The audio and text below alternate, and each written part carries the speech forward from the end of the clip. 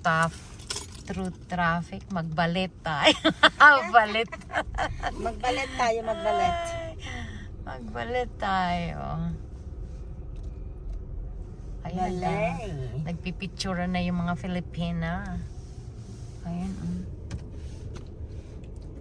Ayan, ready na kami. Mag-Sharon. Sharon Kunets. Sharon Kunets. Hello, welcome to Westgate. Hello. What's the last name? Stafford.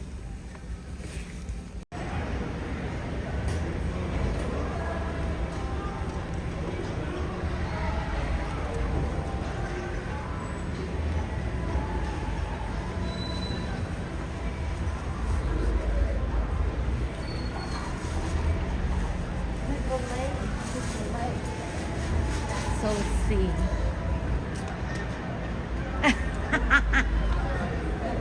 Ayan. Open sesame.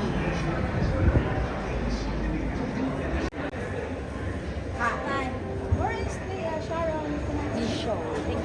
Haha. Pilipina eh. Oh, yun. Oh, thank you. Mascot, November 3, coming soon, November 10. Focus on myself. Hard Work, November 2, finale episode. Featuring comedy concert queen, Ay Ay de las Alas.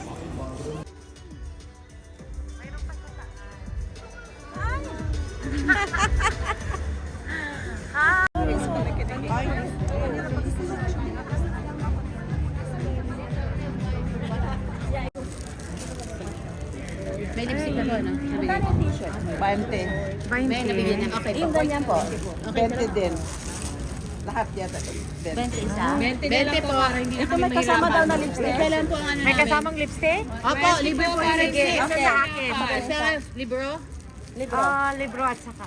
Bag po. Saka bag? Dear Heart na bag. Hindi, Libro lang? Libro lang. 20 po. Ano, Dear Heart? Ang Ano grocery. yun? 20 po.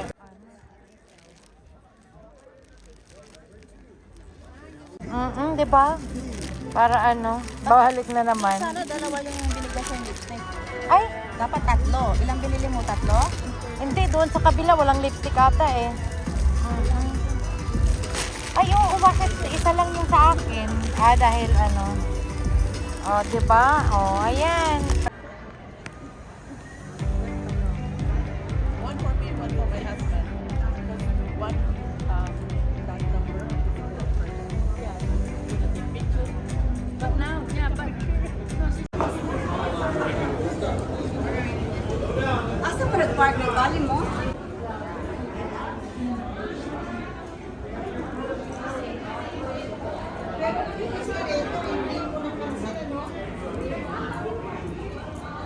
Ang ganda ng chandelier nila,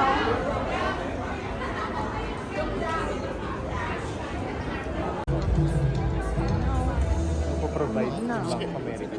Meron pa yan sa taas. Kasi ito for sa Yan lang kami, pangkanin. Wala sa stairs.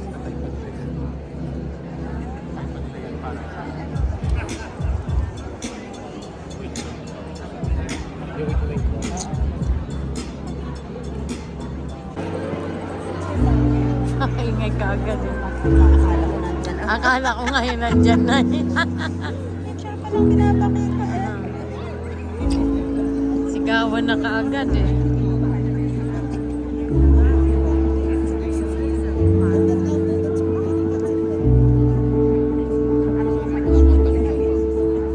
Kaya na hindi talaga silang nagkatuluyan, ano?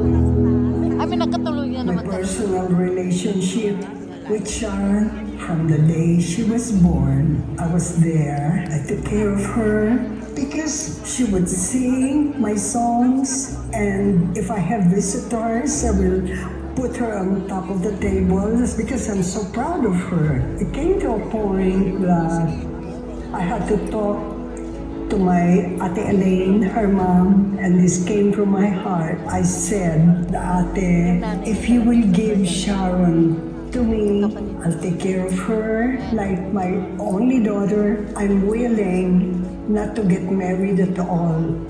I was ready to have my own family because of her, because I truly love her. But of course, my ate said, paano naman ako?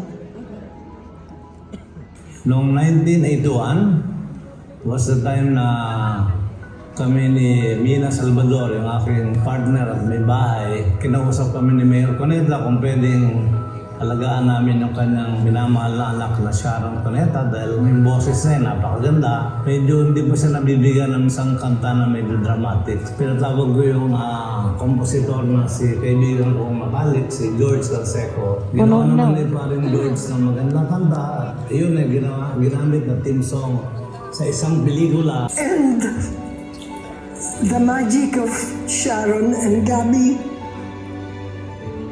is the only one. There will never be another Sharon and Gabby. And this dear heart, of course, it brings back beautiful memories.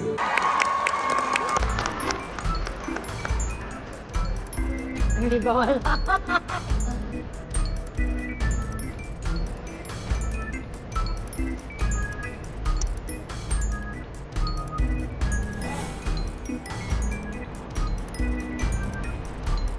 We've all once believed that fairy tales are real. And tonight, it's because of one of those tales that's been close to all of our hearts that we will relive the story of a boy and a girl who made a movie about first love. And then they did fall in love. They were crowned the Prince and Princess of Philippine movies. Their names? Sharon Cuneta and Gabby Concepcion.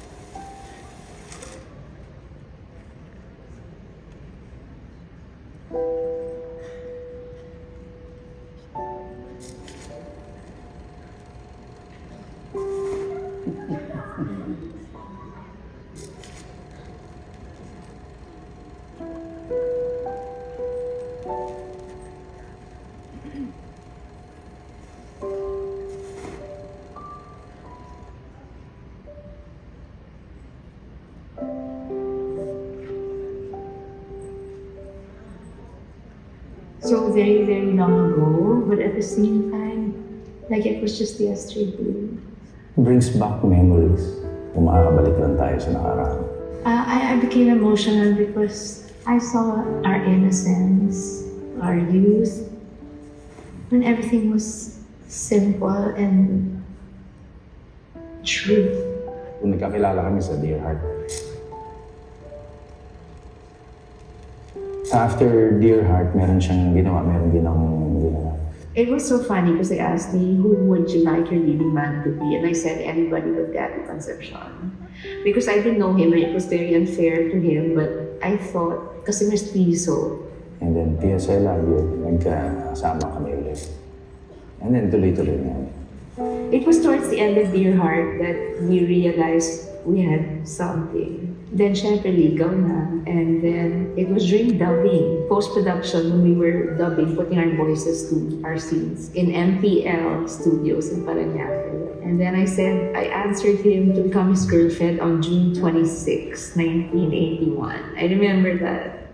Sa movie nito, naging girlfriend ko na siya rito. And ang umpisa, PS, I love you. Love should not be a heavy feeling. It should not make you suffer. Love should make you happy.